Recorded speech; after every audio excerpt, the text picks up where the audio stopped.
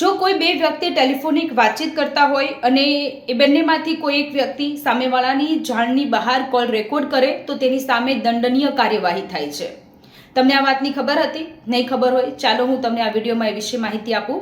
કોઈ બે વ્યક્તિની વાતચીતને કોઈ એક વ્યક્તિ રેકોર્ડ કરે અથવા તો એ બંને વ્યક્તિની વાતચીતમાં કોઈ ત્રાહિત વ્યક્તિ રેકોર્ડ કરે તો એની સામે પણ ગોપનીયતાના ભંગની બદલ કાર્યવાહી થાય છે અને એને પણ દંડ ભરવો પડે છે।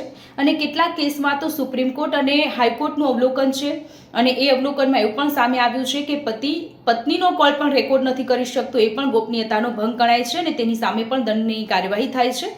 કયા કેસમાં કોલ રેકોર્ડ માન્ય ગણાય, કયા કેસમાં કોલ રેકોર્ડ કરી શકાય? તો સરકારી અધિકારીઓ કેટલાક કિસ્સાઓમાં કોલ રેકોર્ડ કરી શકે છે, સામાન્ય માણસ નથી કરી શકતો। અને સામાન્ય માણસ જો કોઈ વ્યક્તિનો કોલ રેકોર્ડ કરી તેને બ્લેકમેલ કરે, ડરાવે, ધમકાવે અને તેની ગોપનીયતાનો ભંગ કરે તો તેની સામે દંડનીય કાર્યવાહી થાય છે, તેને દંડ ભરવો પડે છે। શું આ માહિતી તમને ખબર હતી? કોમેન્ટ સેક્શનમાં જરૂરથી કહેજો।